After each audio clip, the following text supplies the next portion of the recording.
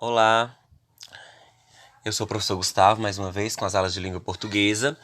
E hoje, pessoal, nós vamos falar um pouco mais sobre as orações subordinadas, que é um assunto que nós vamos estar trabalhando durante praticamente o ano inteiro. Nós ainda estamos nas orações subordinadas substantivas, tentando fazer um trabalho que vocês possam compreender, né, e assimilar. Eu sei que não é tão fácil assim, justamente por conta da nossa distância, mas nós vamos conseguir em nome de Jesus. É, a atividade que eu passei para vocês essa semana está no livro de língua portuguesa, que é ainda sobre as orações subordinadas substantivas, para vocês tentarem responder as atividades sobre o restante, porque vocês viram que no livro de língua portuguesa as atividades elas são separadas. 3 orações subordinadas primeiro, as que ligam ao verbo, e agora as 3 que não se ligam ao verbo, se ligam a nome ou então a outra palavra que não seja verbo, né? Pode ser a um substantivo, pode ser a um adjetivo ou a um advérbio. E essas que vocês vão responder agora, que está na sugestão de atividade que eu encaminharei pelo WhatsApp. E aqui hoje nós vamos falar um pouco sobre a escrita em foco, que é a pontuação das orações subordinadas substantivas.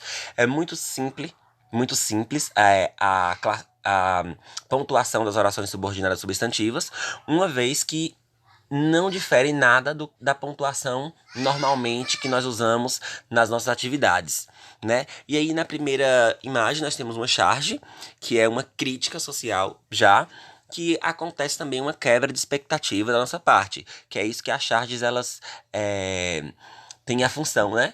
De uma crítica social, de gerar humor e de quebrar a expectativa. É justamente por isso que o humor acontece, porque a expectativa que nós esperávamos que fosse acontecer, não acontece. Então a charge tá bem assim, ó. Aqui no Brasil, filho, as cores do semáforo significam o seguinte: verde, você pode seguir; amarelo, você deve ter atenção; e vermelho, você pode ser assaltado.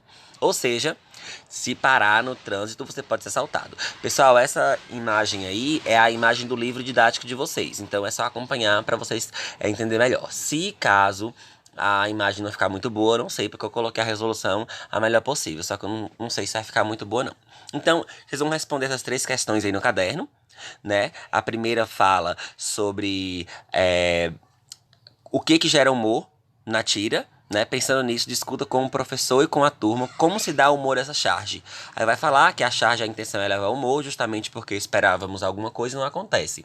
Então, como nós não estamos em sala de aula ainda, vocês vão responder no caderno de língua portuguesa, coloque direitinho a escrita em foco, pontuação das orações subordinadas substantivas, coloque a página e responda essas 3 questões. A segunda, ela vai falar para vocês indicarem e escrever em qual das orações que está lá em cima, se é a verde, a amarela ou vermelha, que há um sentido de obrigatoriedade. E no 3, qual é a oração apositiva que expressa a possibilidade? Vocês podem perceber que ela é apositiva, pessoal, por conta de que tem 2 pontos separando cada uma delas.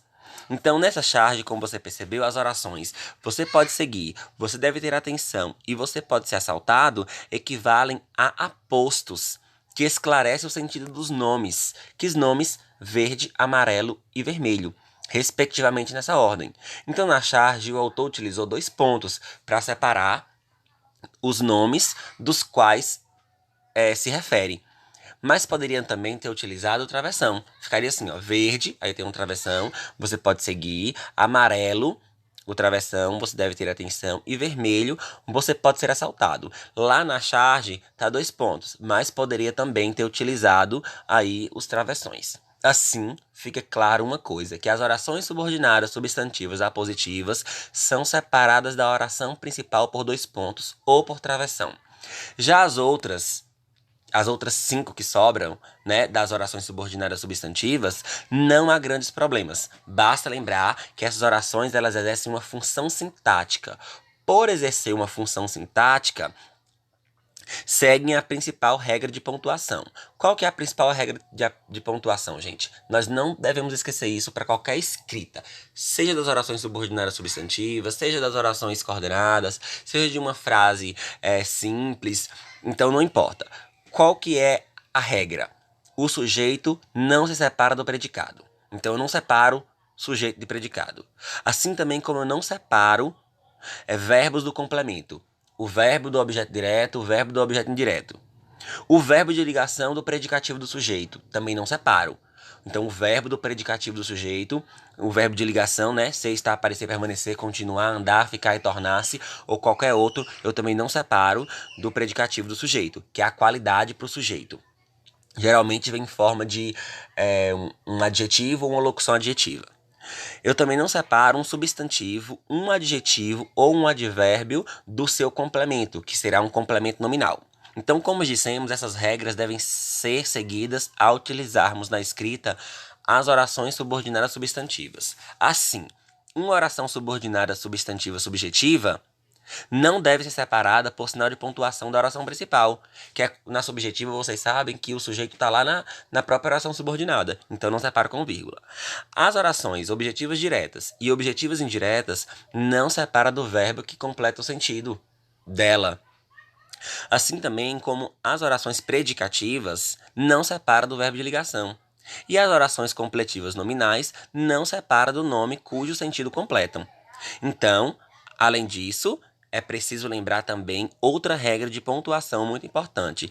Na escrita, nós separamos termos da mesma ordem, que exercem a mesma função sintática. Por exemplo, todo ser humano tem direito à moradia, vírgula, à alimentação, vírgula, e à saúde. Então, nesse caso aí, o que nós temos? As vírgulas, elas separam o termo a moradia, a alimentação e a saúde. Qual é a função sintática deles? De complemento nominal. Então, em um texto dissertativo, como um artigo de opinião, por exemplo, esses termos poderiam ser desenvolvidos em orações subordinadas substantivas, completivas nominais, que completam o sentido de um nome. Aí fala assim, ó, na intenção de conferir mais força ao ponto de vista apresentado. Então, logicamente, a pontuação se manteria. Veja, então agora nós vamos transformar aqueles termos lá em orações subordinadas, completivas nominais. Olha só, todo ser humano tem direito a viver em uma casa digna, a alimentar-se adequadamente, a ter saúde preservada. Então, gente, a pontuação das orações subordinadas substantivas ela é muito simples, é tranquila. É só lembrar que a positiva ela vai ter a pontuação da oração principal para a oração subordinada e nas demais não vão ter porque não se separa aqueles termos lá que nós falamos anteriormente. Nessa atividade aí, a escrita em questão, que vocês vão responder no caderno de vocês, vocês vão pegar esse trecho aí, esse parágrafo, e vai transformar ele em essas palavras aí que estão em negrito, com as dívidas, com o pouco dinheiro, com a falta. Aí vocês vão transformar em orações subordinadas substantivas.